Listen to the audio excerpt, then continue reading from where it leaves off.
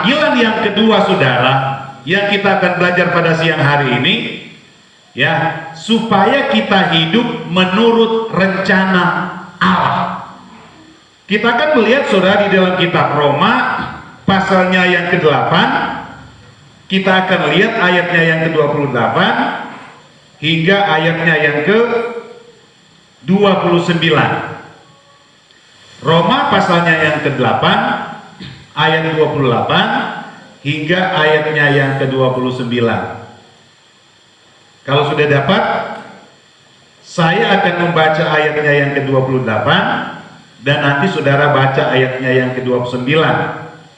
Firman Tuhan demikian.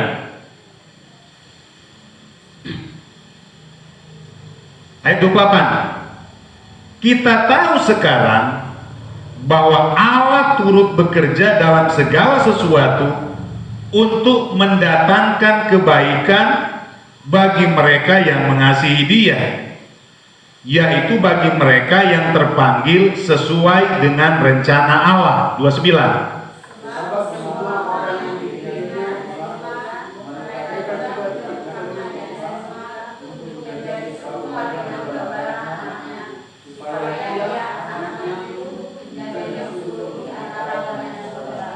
Puji Tuhan, saudara. Saudara yang dikasihi oleh Tuhan Yesus Kristus, perhatikan baik-baik saudara. Panggilan adalah rencana atau proyek besar Allah untuk mengembalikan manusia pada fitrah awal manusia, yaitu diciptakan menurut gambar dan rupa Allah. Sekali lagi, perhatikan kalimat ini saudara. Panggilan Tuhan dalam kehidupan kita, ya, adalah merupakan suatu rencana atau proyek besar Allah untuk mengembalikan manusia kepada fitrah awal. Ya, untuk mengembalikan manusia pada fitrah awal manusia, yaitu diciptakan menurut gambar dan rupa Allah. Perhatikan baik-baik. Kita kembali dalam kitab Kejadian pasalnya yang ke-1, bahwa pada waktu Allah menciptakan nenek moyang kita Adam dan Hawa, Allah menciptakan manusia menurut gambar dan rupa Allah. Amin. Tetapi gambar dan rupa Allah itu hilang lenyap, hancur dalam hidup manusia akibat manusia jatuh di dalam dosa. Ya. Nah, yang dimaksud dalam proyek Allah yang besar ini saudara, Allah ingin mengembalikan kita untuk kembali menjadi menurut gambar dan rupa Allah, seperti yang tertulis dalam 1 Petrus pasal 1 ayat 15 dan ayatnya yang ke-16. Di situ saudara akan dapati kata-kata firman Tuhan mengatakan begini, hendaklah kamu kudus seperti Dia yang adalah kudus. Amin. Menurut rupa dan gambar Allah itu berarti kita waktu itu manusia diciptakan oleh Allah kudus adanya seperti Allah. Dan saudara, kita percaya kepada Tuhan untuk kita dikembalikan menjadi kudus seperti fitrah awalnya, seperti awalnya manusia diciptakan, saudara. Nah, kembali menjadi kudus atau kembali menjadi gambar dan rupa Allah adalah syarat seorang bisa bersama di surga. Bisa paham? Dikatakan oleh Alkitab, nggak mungkin orang tidak kudus lalu bisa ke surga. Amin. Karena di surga itu tempat yang kudus. Makanya orang yang mau masuk ke surga harus kudus, harus kembali menurut gambar dan rupa Allah. Amin. Amin, saudara. Nah, itu yang dimaksud kita akan dikembalikan, saudara. Untuk itu, saudara, saya mau katakan kepada saudara, ya, tidak ada alasan setiap orang untuk tidak dapat kembali menurut gambar dan rupa Allah. Tidak ada alasan untuk tidak bisa jadi atau tidak bisa kembali menjadi menurut gambar dan rupa Allah. Kenapa saya katakan tidak ada alasan?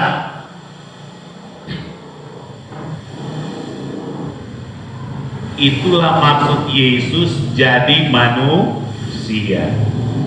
Itulah maksud dari firman, Sang Firman itu jadi manusia, jadi seperti kita, darah dan daging. Ya, baca Ibrani pasal 4 ayat 15 ayat sampai 16. Ya, coba tampilkan ini ya. Ibrani pasal 4 ayat 15 hingga ayatnya yang ke-16. Jadi tidak ada alasan satu manusia dalam dunia ini mengatakan, wah, mana mungkin saya bisa kembali menjadi menurut gambar dan rupa Allah. Nggak mungkin.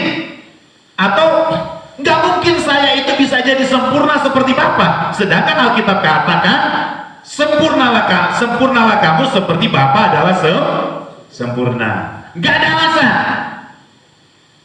Ibrani pasal 4 ayat 15. Kita baca bersama-sama. 1, 2, 3. Sebab imam besar yang kita punya bukanlah imam besar yang tidak dapat turut merasakan kelemahan-kelemahan kita. Sebaliknya sama dengan kita, ia telah dicobai, hanya tidak berbuat dosa. Yang dimaksud dengan imam besar di sini siapa? Yesus. Yesus itu Sang Firman itu jadi manusia, sama seperti kita. Filipi pasal 2 ayat 1 sampai ayatnya yang ke-6. Pada waktu Sang Firman itu jadi manusia, ingat, dia mengosongkan dirinya. Amin. Amin. Dia memang waktu jadi manusia jadi seperti kita. Waktu terlambat makan, lapar. Amin. Waktu Firman jadi manusia yang namanya Yesus, waktu dicubit, rasa sakit. Karena dia manusia. Makanya kata Alkitab, sebab imam besar yang kita punya bukanlah imam besar yang tidak dapat turut merasakan kelemahan-kelemahan kita. Sebaliknya sama dengan kita, ia telah dicobai, hanya tidak berbuat dosa. Yesus jadi manusia karena apa? Dia ingin sama dengan kita. Kenyataan Yesus jadi manusia, dicobai, dia merasakan kelemahan-kelemahan kita. Sebagaimana kita manusia merasakan kelemahan, waktu Yesus di dalam dunia ini rasakan kelemahan juga seperti kita. Amin. Bahkan dia dicobai. Tapi bedanya dia tidak berbuat dosa. Kalau begitu, ini yang saya katakan, saudara. Kita nggak ada alasan mau bilang begini, saya nggak bisa. Yesus bilang begini, weh ngapusi, aku biyen wis dadi manusia. Betul nggak? Nyatanya saya bisa, nggak ada alasan. Makanya di penghakiman nanti nggak ada yang bisa membantah. Makanya saudara tahu sekarang kenapa Yesus harus jadi manusia? Supaya dia itu menghakimi adil. Amin. Adil dalam kata apa? Saya nggak mungkin saya mau jadi kudus. Tuhan bilang saya aja dulu dicobai, tapi nyatanya saya bisa. Karena saya pernah jadi manusia, saudara. Makanya saya katakan tadi, ya, tidak ada alasan manusia dalam dunia ini untuk tidak dapat atau tidak bisa kembali menjadi rupa dan gambar Allah. Ayat 16, ya. Selanjutnya ayat 16.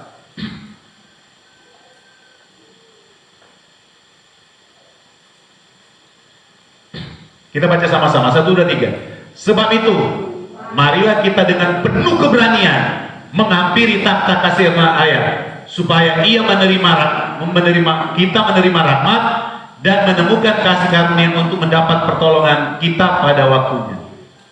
Untuk itu dia bilang, marilah kita menghadap Allah dengan penuh keberanian. Gak perlu takut. Amin. Jadi sekarang ada alasan lagi mau mengatakan, saya nggak bisa. Tuhan bilang, nggak ada alasan. Dulu saya pernah jadi manusia, pernah ngerasain kelemahan-kelemahan manusia. Bahkan saya dulu pernah dicobai, cuma bedanya saya tidak sampai berdosa, saudara. Nah, ya. Bahkan kalau saudara baca dalam Ibrani pasal 5 ayat 7 sampai 9, ini merupakan masih pendahuluan saudara untuk masuk pada ayat Alkitab yang kita sudah baca tadi. Ibrani pasal 5, kita lihat ayatnya yang ke 7 sampai 9.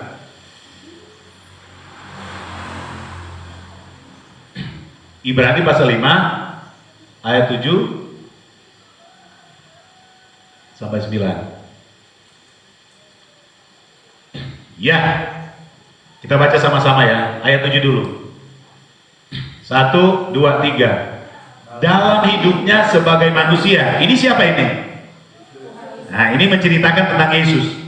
Dalam hidupnya sebagai manusia, terus ia telah mempersembahkan doa dan permohonan dengan ratap tangis dan keluhan kepada Dia yang sanggup menyelamatkannya dari maut, dan karena kesalehannya. Jadi begini, cerita ayat Alkitab ini dia bilang begini, waktu Yesus dalam dunia ini, waktu dia menghadapi cobaan, dia sama dengan kita, ratap tangis. Kenapa? Beratnya persoalan yang dia hadapi, karena dia memang manusia. Amin. Makanya kalau saudara baca dalam Alkitab, satu saat saudara, Yesus ini mau dilempar batu oleh para orang Farisi. Apakah Yesus ngomong begini, Yowis, memangnya aku mempan? Enggak. Malah ya Yesus lakukan apa? Melarikan diri. Karena apa? Karena belum waktunya dia harus mati.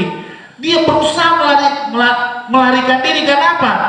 Karena waktu itu dia nggak melarikan diri, dia itu akan dilempar dengan batu, sakit.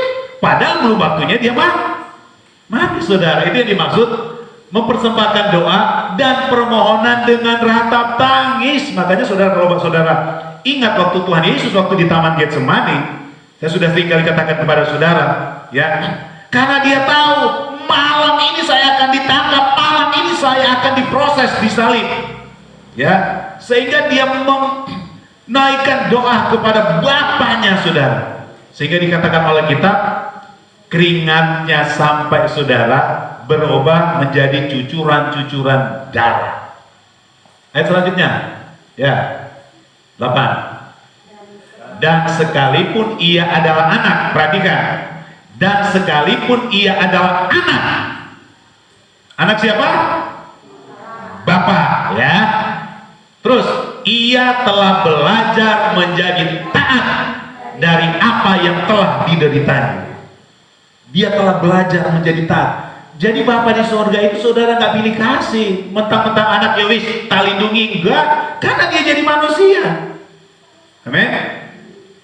Tetapi menjadi taat dari apa yang telah dideritanya. Dia taat. Dia nggak berusaha menghindar, saudara. Amin. Apa yang sudah direncanakan dia harus jalankan, dia taat kepada Bapa. Makanya dia dikatakan nggak bikin dosa. Amin. Ayat 9, ya. Ayat 9. 1, 2, 3. Dan sesudah ia mencapai kesempurnaan. Yesus jadi sempurna karena apa? Ini secara manusia, ya. Karena kan dia jadi manusia.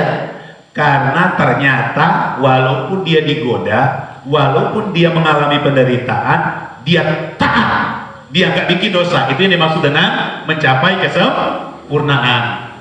1, 2, 3. Ia menjadi pokok keselamatan yang abadi bagi semua orang yang taat kepadanya. Makanya dia jadi pokok, jadi dasar, jadi teladan. Amin. Amin, saudara. Nah, makanya saya katakan tadi, makanya nggak ada alasan satu manusia di dalam dunia ini mengatakan, nggak mungkin saya mau sempurna. Nggak mungkin saya bisa kembali seperti Adam dan Hawa waktu diciptakan menjadi menurut gambar dan rupa Allah lagi. Nggak mungkin, kata Yesus. Nggak ada alasan. Amin. Karena apa? Yesus bilang, aku dulu pernah jadi manusia. Nah, kita kembali kepada ayat yang akan kita bahas. Ya. Kembali ya di dalam kitab Roma pasal 8 ayatnya yang ke-28. Ya. Kitab Roma pasal 8 ayatnya yang ke-28 yang kita sudah baca tadi.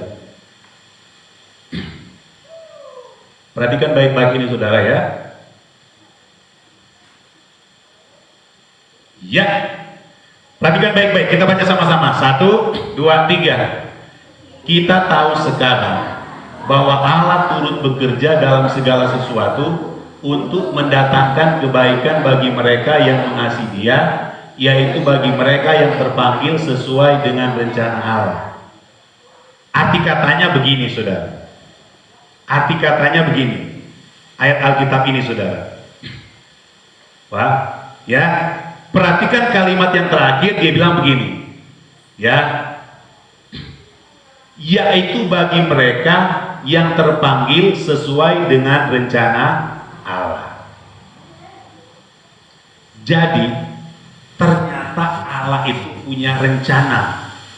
Allah mau memanggil kita, tapi Allah punya rencana. Amin.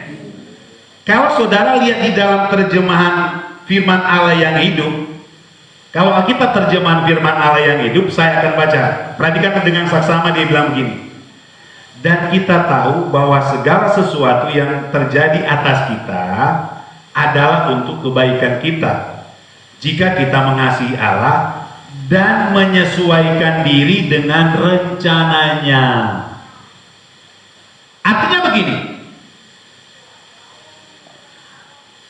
Allah memang punya rencana, atau Allah memanggil kita karena Allah itu punya rencana. Amin. Punya maksud, punya proyek, dan Allah mau kita turut. Terjemahan yang kita sudah baca tadi, kita itu harus menyesuaikan dengan rencana Allah. Amin. Amin saudara. Allah punya proyek, yaitu manggil kita. Yowin, saya panggil kamu, ikut saya, sehingga Win jadi orang Kristen. Ingat, Tuhan itu punya rencana sama Win, rencana manggil, karena Tuhan itu punya proyek. Amin. Proyeknya Tuhan, maunya Tuhan itu maunya Tuhan itu Win ikut dalam proyek itu. Amin. Walaupun kepala tukangnya Tuhan, Win apa ke dalam tukang itu? Apa? Kepala tukang sama apa dia? Kepala tukang sama apa? Kernet dia. Nah, Tuhan yang jadi kepala dalam rencana itu, proyek itu, untuk mencapai tujuan, tapi Allah mau kita semua jadi atau menyesuaikan diri, ikut terlibat dalam proyek Allah itu. Amin. Amin. Ya. Terus ya, tujuan dari proyek Allah itu supaya kita ikut, itu terdapat di dalam ayatnya yang ke-29 ya.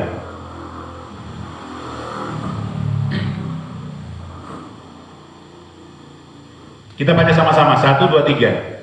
Sebab semua orang yang dipilihnya dari semula, mereka juga ditentukannya dari semula untuk menjadi serupa dengan gambaran anaknya, supaya ia anaknya itu menjadi yang sulung di antara banyak saudara. Di sini kita dapat rencana proyek Allah itu, ya, memanggil kita. Pertama, kita dapat di sini saudara, supaya kita bukan hanya saja dipanggil, tetapi terpilih. Amin. Karena ingat kata Alkitab, tidak semua orang yang dipanggil lalu akan dipilih. Amin. Amin.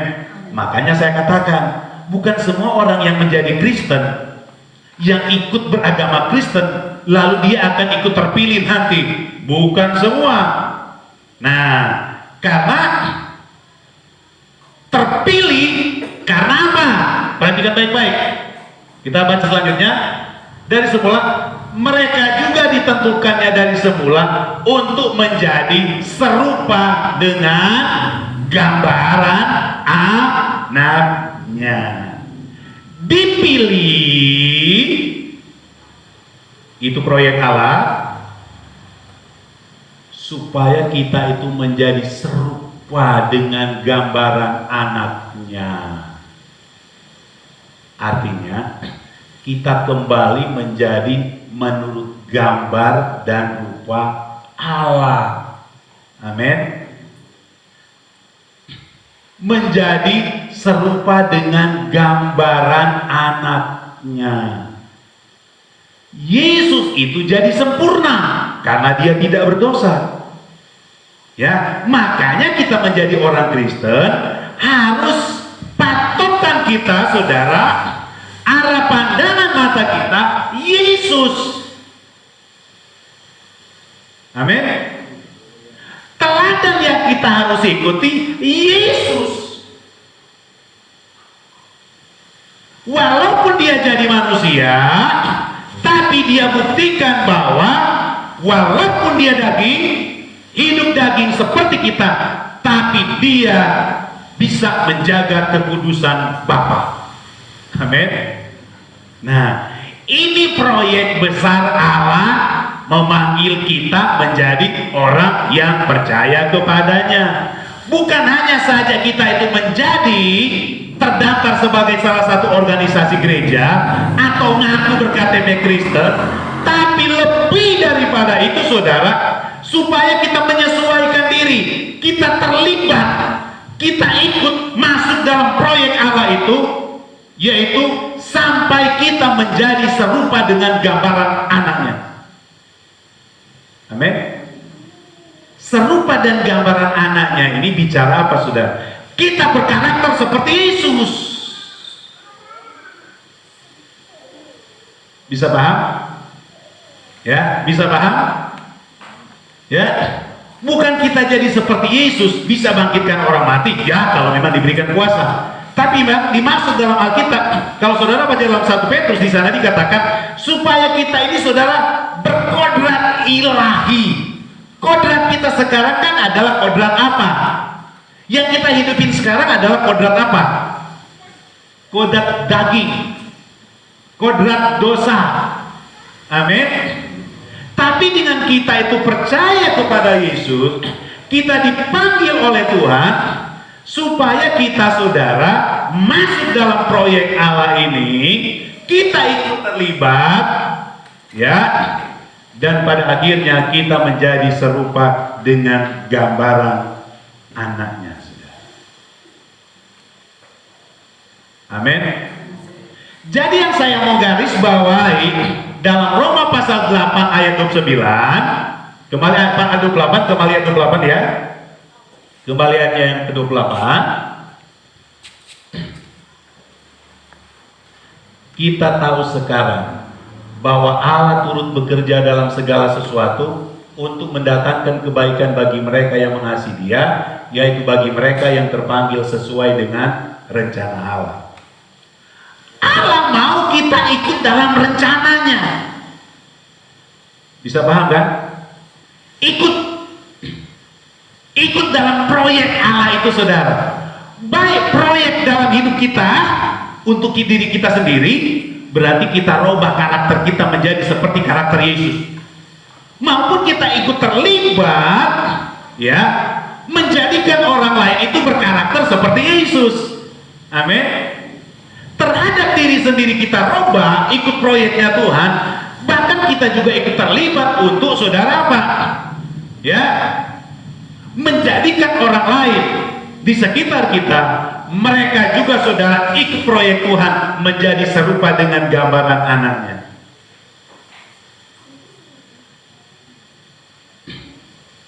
Haleluya, saudara. Nah, di dalam Alkitab ada contoh cara kita, saudara, masuk apa yang akan kita kerjakan dalam proyek Allah itu, saudara. Saudara ingat, itu saudara akan dapati, saudara, di dalam, gak usah baca ya karena cukup panjang. mungkin sudah sering dengar ayat Alkitab ini. Kalau dalam Matius pasal 25 ayat 14 sampai 30, di situ Tuhan Yesus ngasih perumpamaan, saudara. Ada seorang majikan, ya, dia mau pergi ke luar kota, dan sebelum dia keluar kota, saudara, dia memberikan talenta kepada hamba-hambanya. Ya, hamba yang satu dia kasih 5 talenta, hamba yang satu dikasih 2 talenta, hamba yang satu dikasih 1 talenta, saudara. Nah, di saat majikan atau tuan ini pulang, dia panggil satu-satu. Hamba-hambaku, sekarang pertanggungjawabkan modal atau talenta yang saya pernah berikan sama kamu. Kepada yang diberikan 5, tuan ini tanya, hai hamba yang diberikan 5 talenta, mana talenta yang sudah kuberikan kepadamu? Dengan senang hati yang dapat 5 talenta dia bilang, ya Tuan, dulu Tuan kasih sama saya 5 talenta, tapi sekarang karena kerja keras saya, karena dengan usaha saya, sekarang saya kembalikan menjadi 10 talenta. Akhirnya Tuhan bilang begini, wah, ini namanya hamba yang setia dan baik hati. Nah, masuklah engkau ke tempat yang kuberikan dan kupercayakan lagi engkau hal-hal yang besar.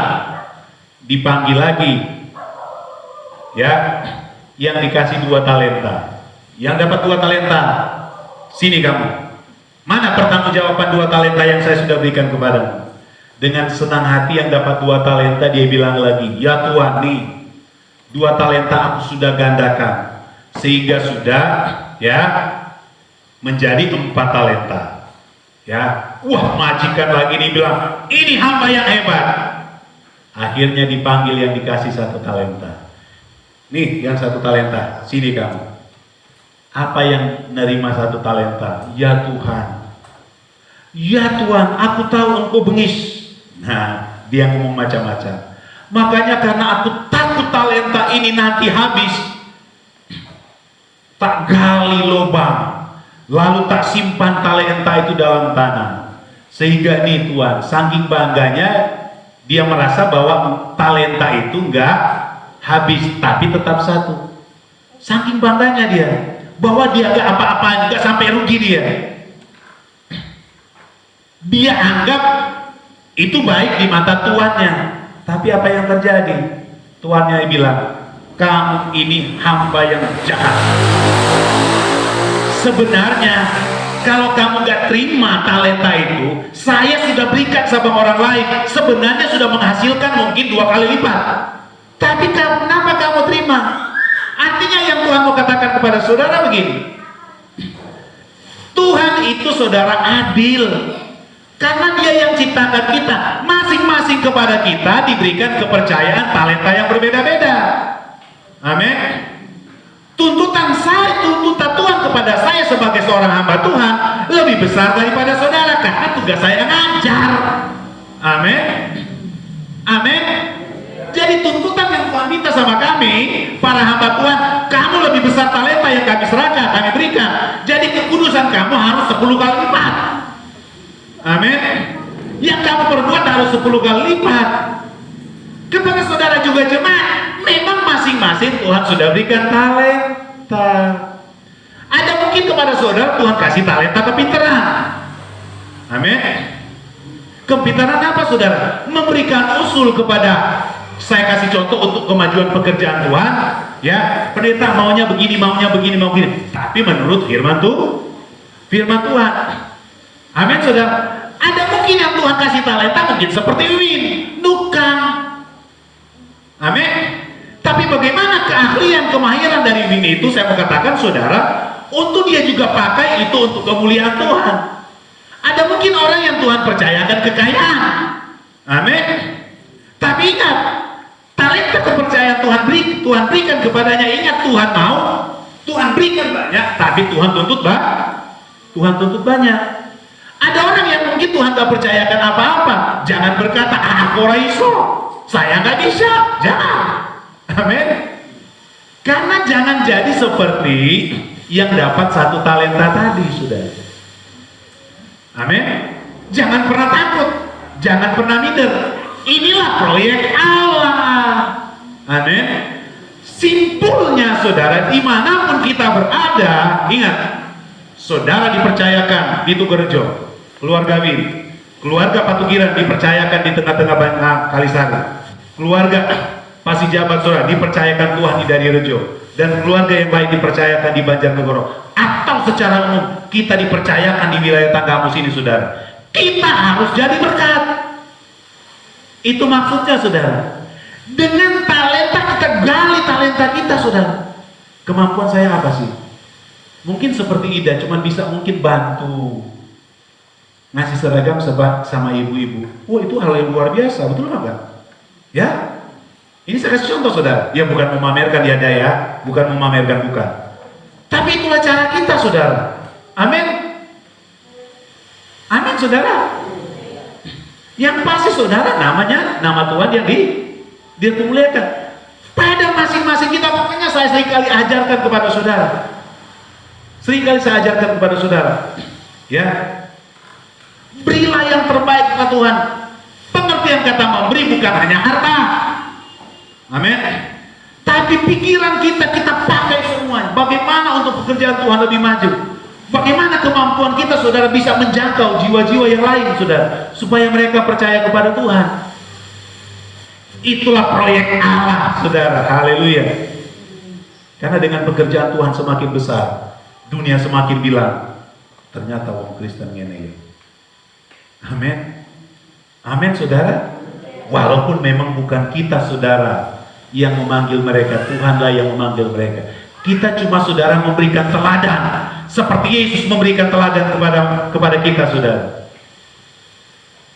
Itulah talenta yang Tuhan berikan kepada kita, untuk kita turut bekerja dalam proyek Allah itu. Yang pasti ada banyak proyek Allah bagi kita, saudara. Amin. Sebagai orang yang percaya kepada Tuhan. Bisa paham kan, saudara? Jadi kita dipanggil menjadi orang Kristen, bukan hanya saja, saudara, supaya administrasi kependudukan kita dilihat agamanya Kristen. Tidak, saudara.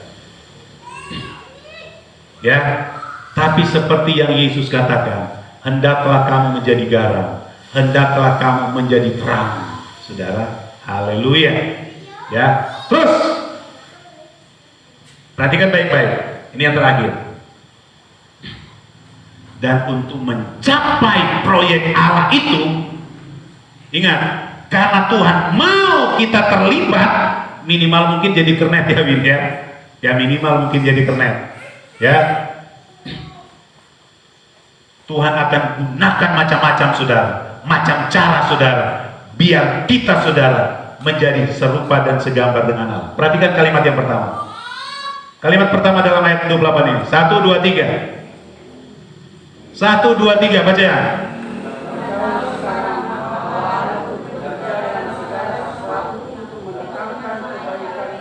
Stop. Kita tahu sekarang bahwa Allah turut bekerja dalam segala sesuatu. Artinya begini, kalau Tuhan masih kasih senang sama kita, itu merupakan Tuhan mau kita ikut proyek Tuhan. Artinya begini, kalau saudara diberikan harta oleh Tuhan, saudara harus pikir, ini ternyata Tuhan kasih tanggung jawab proyek Tuhan, amin, untuk memajukan proyek Tuhan. Tapi kalau saudara juga diizinkan Tuhan menderita, itu adalah bagian proyek Tuhan. Bisa paham? Amin. Berarti kata kitab Ibrani pasal 12, kalau orang, saudara, yang masih bisa, yang dikasih cemeti oleh Allah, orang tua yang masih ngasih cemeti sama anak, itu tandanya, saudara, orang tua masih sayang. Biar anak kembali kepada jalan yang benar, biar anak itu makin mengerti, saudara. Jadi untuk mencapai proyek Allah itu, yaitu rencana Allah untuk kita seperti Allah, berkodrat ilahi, atau menjadi serupa dengan gambaran Allah, Allah gunakan berbagai macam cara terjadi dalam hidup kita. Tuhan kasih senang, ya. Tuhan kasih kelimpahan sama kita. Tuhan kasih hidup senang sama kita. Hati-hati, itu adalah merupakan proyek Allah. Amin. Maksud Tuhan biarlah kesenangan yang Tuhan berikan kepada kita semua pakai untuk kemuliaan dan kebesaran nama Tuhan. Minimal saudara untuk bawa jiwa kepada Tuhan. Haleluya. Minimal untuk bikin orang lain juga menjadi serupa dan segambar dengan Allah, kembali kepada fitrah awal. Haleluya. Dan yang kedua saudara, kalau Tuhan, ya, karena dikatakan kita tahu sekarang bahwa Allah turut bekerja dalam segala sesuatu, itu berarti senang bahkan juga penderitaan.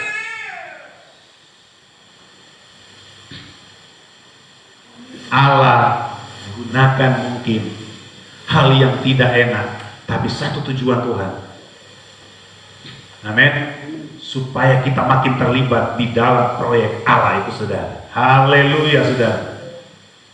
Bangga punya Yesus, bahkan. Haleluya, saudara.